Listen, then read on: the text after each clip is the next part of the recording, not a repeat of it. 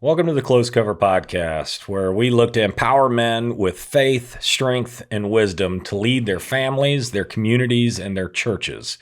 I'm John LaBorde. This is Jason Cude. This is Jeff Paluch. Guys, let's dive right in. I'm excited. I'm excited too, man. This has been a long time coming. I think for our first launch, which seems like it's taken forever for us to get there, man, there's so much that I feel like that has brought this about in our conversations. Really, how this thing started. Of what are men supposed to be? How are we supposed to act? With so many voices trying to describe, trying to set limitations and things on who we are and what we're not. Just such a need for almost a redefining, a getting back to the roots of what does a godly man look like? What are we supposed to be? It's a good question. And I'm excited to jump into that. We're fired up, man. We get to remove all the distractions.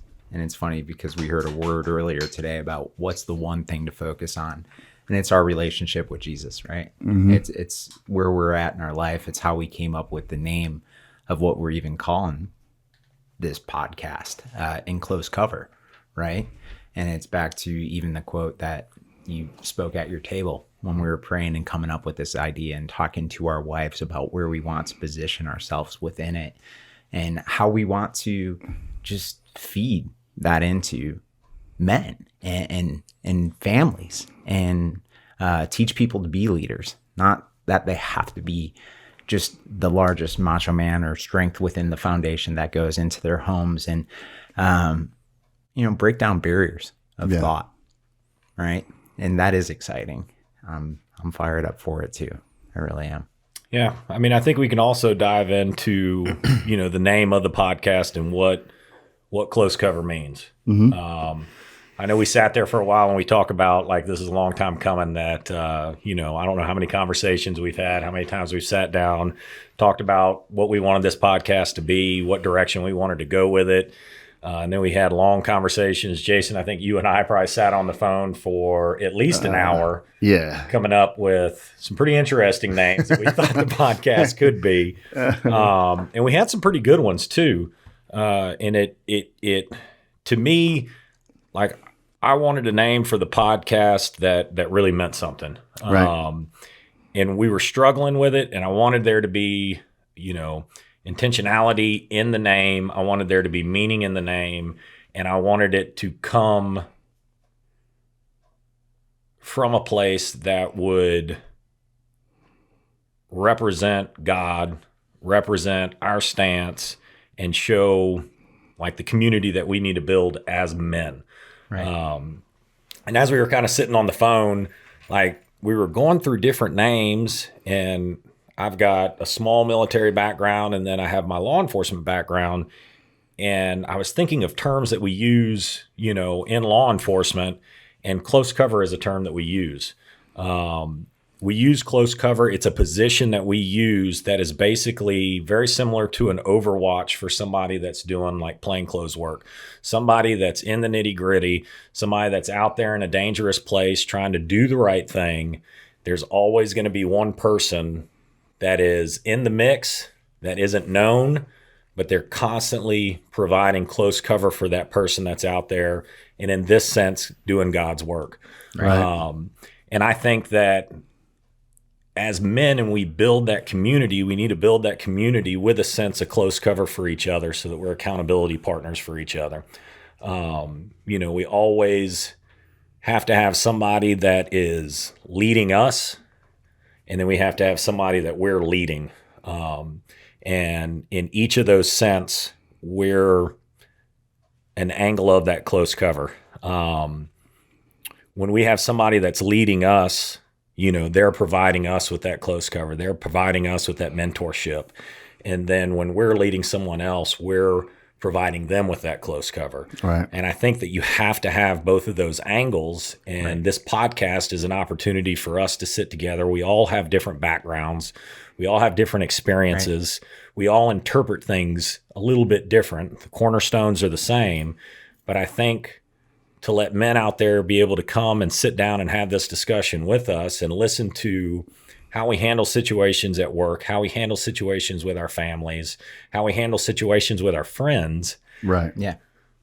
What is the basis of how we handle that? And being able to bring the Bible into it and talk about how a strong Christian man leads his family, how he leads at a workplace, and how he leads with his friends is kind of what this is going to be about. I think it's a great opportunity. And it's a great opportunity to have three different perspectives. Right. Well, it's going from that place too that we're not bringing perfection to the table. Absolutely not. We're three jacked up, Really close though. broken individuals, and I think that's one of the biggest things we found in conversation is one, we could talk a lot, right, and two, is we all have battered pasts with different things and junk that's lined up within us. We each have testimonies of how we found faith in our lives and how we found God in our lives. And we broke down stereotypical barriers to really find out what the foundation of Christ is in our lives. And that's what our goal is not to just change the mindset of what a Christian man looks like, but just to show people that we're normal. Right. It's not part of the crazy wackadoodle stuff we used to think we saw when we were kids and wanted to stay as far away from it as we possibly can. It's actually something that's changed us in a way that we get to serve others and ourselves and our families and everything around us in a way that is just fulfilling beyond belief. And I think that's where it comes from. And you said it in that Shannon Alder quote, and I'm going to bring up the quote. Absolutely. And we said this is close cover. Hide yourself in God so that when a man tries to find you, he has to go there first. That's right. That's close cover. Yeah. Easy way to say it. I think it's such a great picture of, the concept a lot of times is, I know me, and I know I'm not the only man that feels that way, is you feel like you're alone sometimes. Yeah. You feel like you're on an island. You're trying to do it all yourself. You've got to be the strongest in every situation, whether it's, picking up for your kids, picking up for your wife, work, blah, blah, blah. It's like, all of this weight of responsibility. Yet at the same time, it's like we have the best cover. Mm-hmm. We have the best covering, and that gets into, a lot of different kind of theological things, but just the picture of being undercover, that close cover that he's constantly watching. He's constantly covering us. And I think what's really great, about this is that it's about establishing identity, and our identity first and foremost is defined by him. Like it's set out from the beginning, right? Of, hey, this is what you're supposed to be. Absolutely. This is who you're supposed to be.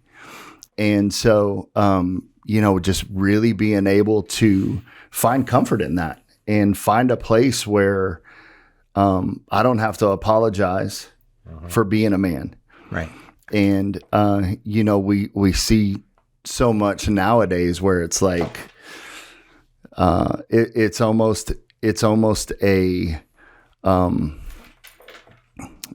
dig if you're, a manly man or you know what I'm saying? It's like, there's so much emasculation. Absolutely. That's happening in our day and age where, any type of strength or I'm not going to say aggression, but any type of strength or standing up or, gets looked on in these like lenses of chauvinism and narcissism and, just trying to put people down and blah, blah, blah, and all that stuff. And, that's really not the nature of being a man. That's really not the definition.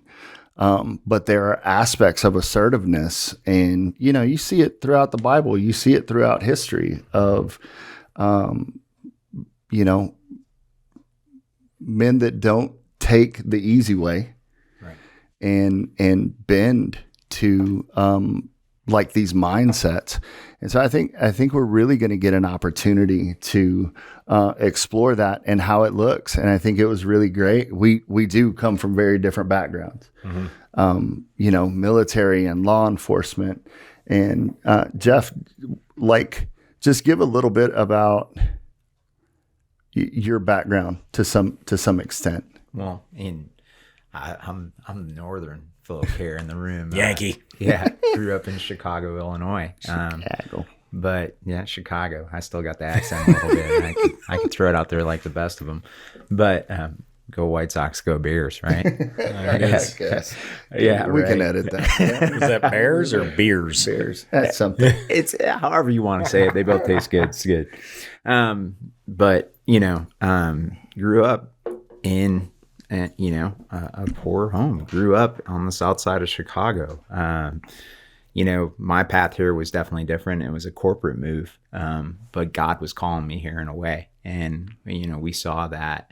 But I mean, I didn't grow up in a godly situation. My parents, tried their best and sent me to CCD. Growing up Catholic, all the different things. But I actually will not say that I was saved in my life till I was in my 30s, right? Mm-hmm. And actually found out what that meant. And I found out really what that meant when I moved down here and actually felt the presence of God in a lot of different things that I did. But, outside of the junk that we'll get into as we talk about this and continue on, I'm in executive leadership. I come from a different background. I'm not in law enforcement. Don't work in construction, right? We'll hear with your backgrounds and stuff too, but I do work with people and manage people. And it's just things we've learned, throughout life. Even if you express yourself in leadership as not a strong force or boldness in that leadership position, you're not doing right or serving your team well. And it's like things that we've even talked about in our relationship with Christ that have helped me lead better and listen more, right? It's going back to 2 eyes, 2 ears, 1 mouth, right? And really learning and focusing on what that means to us in our lives and how we approach conversations and everything that we're doing with that focus. Because I am definitely a talk over guy, or was called a bulldog early in life, and people would hear that now and they'd be like, no, man, Jeff's a softie. But also, at the end of the day, you start to find out who you really are when you change your focus. So, and I think the mentality of masculinity is really like, when you say the word masculine, or you say the word a real man or manly man, like you get this picture, and I think back to like old school dad, grandpa generation, that kind of like, I'm gonna work, and like that stern, angry all the time. Yep. All they do is work. Cut cancer off with a pocket knife. Yeah, exactly. It's like, the tree's in the way, so I chewed it down or something, like this misconception of really what it looks like. And I think part of those aspects are applicable. Absolutely. Where there has to be a level. I heard this quote the other day. It's Jordan Peterson, and he's talking about being a monster. Have you heard that? Oh yeah. And he's like, you have to be a monster. You have to be an absolute monster, and then knowing that you can control it. And like this thing has been like bouncing around in my head, and I'm like, now me personally, the term monster, I don't necessarily like. I get it. I understand the concept, like the term, but so he goes to expand on this, and he's talking about the potential for being dangerous, the potential for like, you see the guys on YouTube or whatever, and they're like look like mild-mannered Joe Blow, and then somebody messes with them, and they're like An explosion. 800-degree ninja, and just like headbutt and kick the dude that's in front of them and all this stuff. And they, it's just like very much Clark Kent, Superman kind of transformation. And I think there's that aspect that we're losing nowadays, where we're scared to be dangerous. We're scared to be 100%. We're scared to be a force to be reckoned with, Right. Because it's so misconstrued. Yeah. It's so polarized, where if there's any force, if there's any aggression, if there's any any things like that, it's like, oh, well, you're just this and that. And, you want your wife barefoot and pregnant, and she doesn't have an opinion, and your kids can't do anything. And, it's just kind of like, it's jacked up. Yeah. It's what culture is doing nowadays. And they're rewording things, redefining words, and they're making what should be a positive into a negative. With what you're saying about, that Jordan Peterson quote, that's what I was talking to you the other day about. It's like, what is a peaceful man? Well, in order to be peaceful, you have to be capable of great violence. Mm-hmm. Because if you're not capable of great violence, you're not peaceful, you're harmless.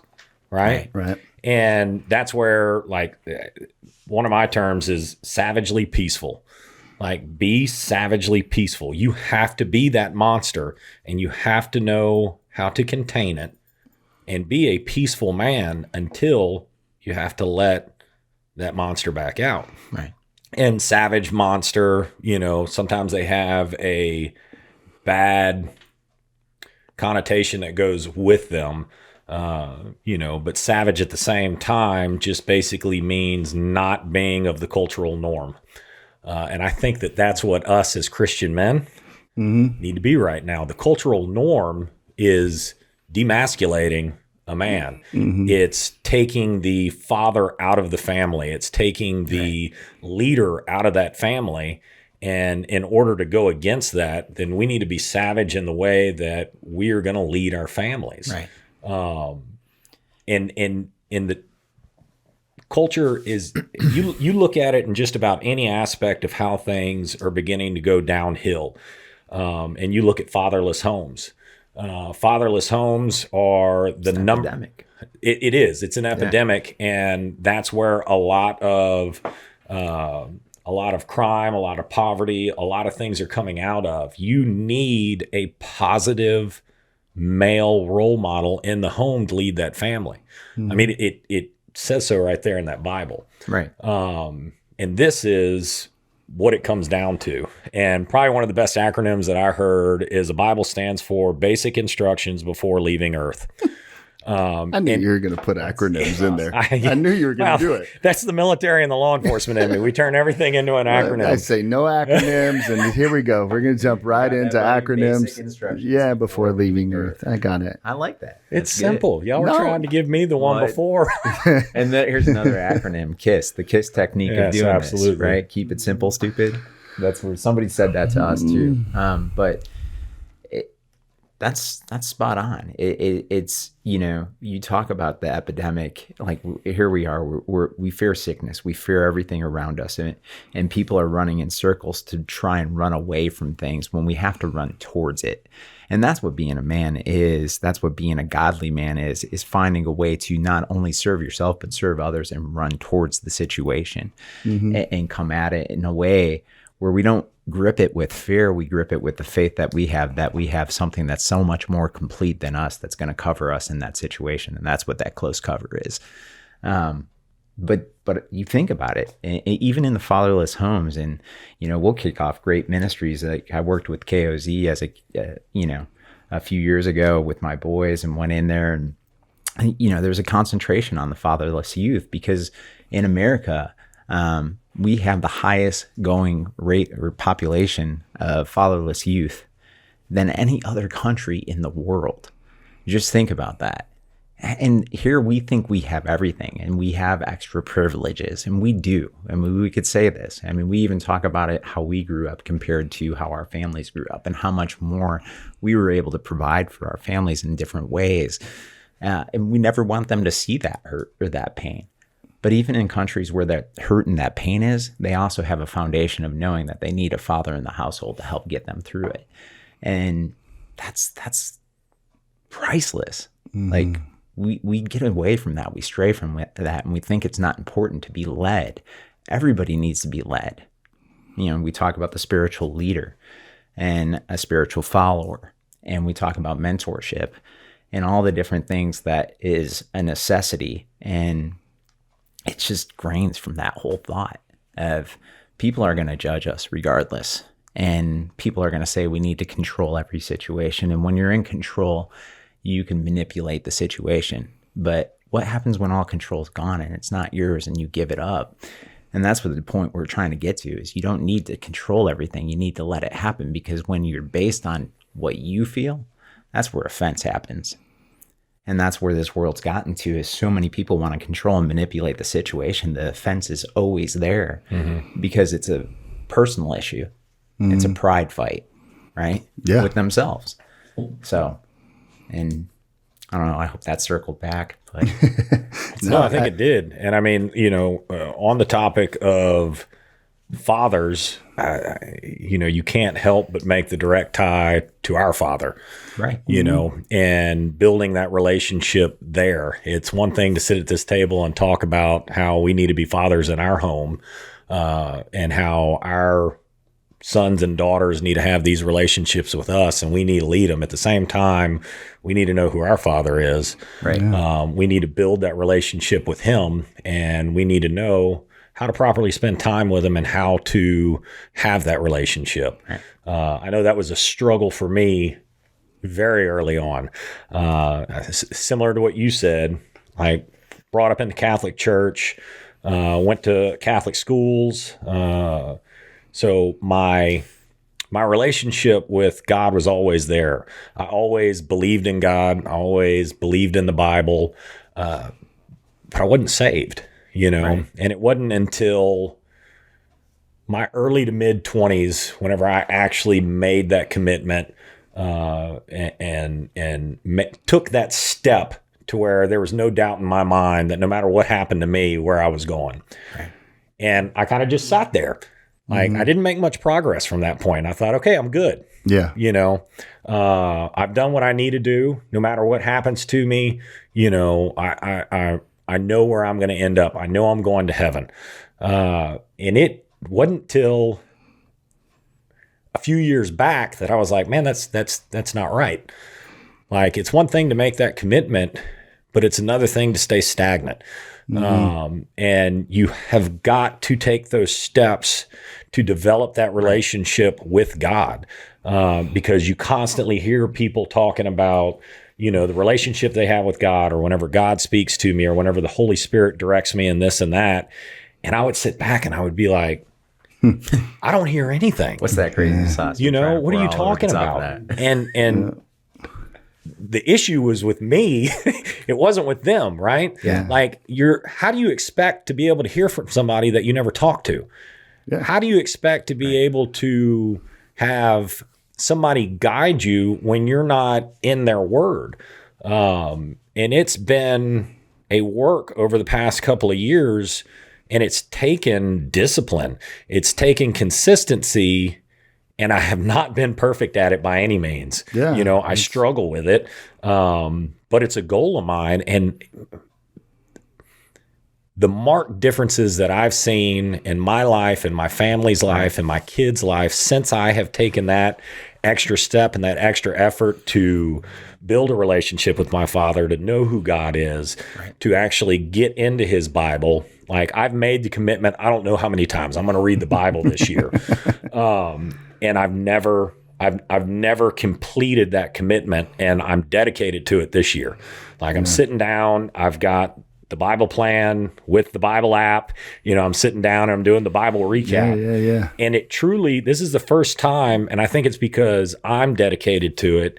This is the first time that, like, I wake up and I'm like, I get to go sit down in the quiet with the Bible, listen to whatever chapters we're going over, and then have this recap. But I think that is a big focus in order to be a man of God, we have to understand that we are also sons. Right.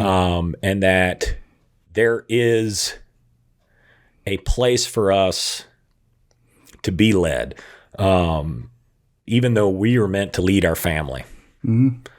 But I mean, and this is like, this is where the danger falls in. I mean, besides just what it does, like naturally to kids and people, the danger falls in and kind of just piggybacking off of where you were at. When your grow up process is fatherless or divorced home or abusive parent or, anything like that, then the notion of God being a father is seen through a lens of your earthly experience. Mm-hmm. And so it makes it exceedingly difficult if you were just raised by mom or grandma or whatever, and then they tell you have a loving father in heaven. What does that mean? What does that look like? And I know early on, for me was like I'm just waiting to get in trouble kind of deal, because, some of my experience growing up was I'm waiting for the doom and gloom. I'm waiting for, man, you blew it. I'm waiting for, I knew you couldn't do it. I knew you weren't going to get there. Right. And so, my view of God as a father early on is very skewed. It's all about performance and perfection to make sure that he stays proud, not the belief and understanding that he's proud of me. No matter what. That he loves me no matter what. Right. That even when I screw up, I'm still good enough. I still matter. I'm still worth something. And, our culture really has, because so many people grow up without a dad or single parent homes or whatever, that ability to relate to God in the father-child perspective is really difficult. It really takes a lot of you're waiting for that same discipline. Yeah, well, ways. Or you have no idea what it's supposed to look like. Yeah. You know what I mean? Because your perspective is developed by how you view your earthly father, whether you know him, you don't, he was good, he was bad, he was absent, whatever. It's like that paints a picture of what you think it's supposed to be. And, part of what we want to do as men with this podcast is we want our picture as fathers, as husbands, as leaders, whatever, to be a translation, to be that's an easy to get to. Right. Because of how I carry myself, because of how I act, because of how I treat my family, my kids, my wife, they see and understand a God the Father, a God the Protector, a God the, you know what I mean?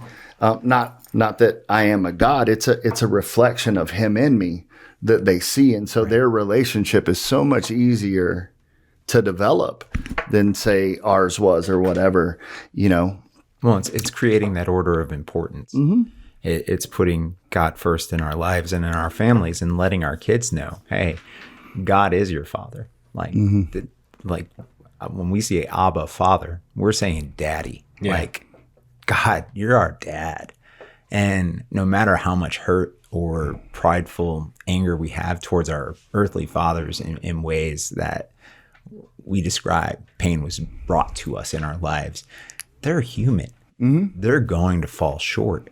They had a savior that was also there for them, that died on a cross to cover their sins, to cover the things that they screwed up with. And we're going to fall short daily. Oh, absolutely. And we need to repent daily. But the one thing is we just know that the fact is we hope we figure certain things out, but at the same time, we know we're just being led daily. And it's that whole lifelong learner aspect of what we're chasing. Oh Right? yeah.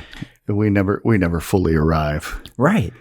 Yeah, I know in what y'all are talking about, I know a big change for me, like anytime that I messed up, I think you said it too. Anytime that I messed up in life, it was always a fear to go home, Right. and have to say The discipline. and I don't, and it wasn't, yes, it was the discipline, but it wasn't always the discipline that you were afraid of. Right. But it was the fact that you had to go home and say, I messed up.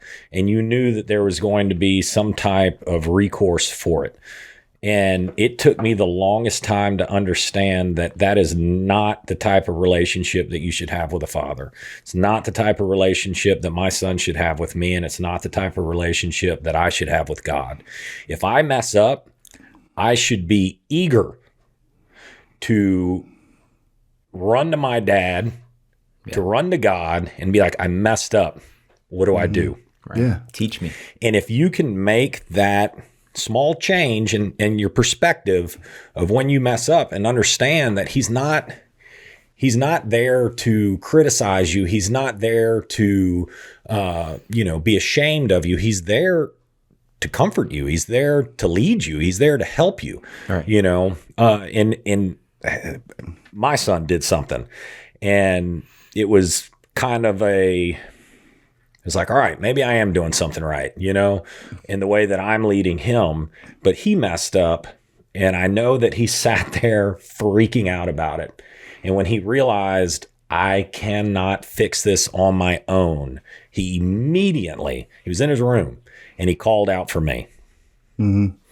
I mean, if that's not the perfect example of what our relationship with God should be, like we need to realize that there are things that most things we cannot do successfully on our own. We may do them right for a little while, but in the long run, we just can't do them on our own. And if we can realize that we're not capable of that on our own and that we just need to call out to our dad, he's going to be there. He's going to be there to help us. He's going to be there to guide us. He's going to be there, to lead us through it, over it, under it, however, whatever it takes, he's there for us. And if you can make that perspective change and we're going to, because we're imperfect, when we mess up, don't run away, don't try and hide, don't pull an Adam and Eve. Right. Like he knows when we do something wrong. Yeah. Accept it and run to him, And I think that if Christian men can make that transition in their thought, and it took a while for me, that your relationship with God is going to be completely different because you're no longer trying to hide, right? And we are jacked up people, and we are going to constantly make mistakes, and we're going to constantly mess up, and there is very often that we feel like we need to hide under the table, or run around the corner and be ashamed of what we did. But if we can just understand, if we could just drop all of that and just call out his name, and go to him, he's going to lead us. He's going to guide us through whatever that situation is. And even if it's not a situation where we flat out did something wrong, but it's a work situation, it's a friendship situation, that there's just stress, there's turmoil, there's big decisions to be made. Right? Well, I think you hit on it too. I mean, the understanding that even anything I can do good on my own can be better with him in every situation, in every part, in every place. If I'm doing it with him, it's going to be better than anything I can do on my own. In my own strength, I'm just, we just don't measure up. Yeah, right. And that's not a failure. That's a understanding that we need him in every part and every piece of our lives. That there's no place where I can't say, or where I can say, okay, this part, God, I got it. Mm-hmm. Hey, kick back, take a break. I know you're busy. You know what I mean? It's like there's no place in our lives where we should be able to say that. And if we do, we're setting ourselves up for failure. Mm-hmm. Right.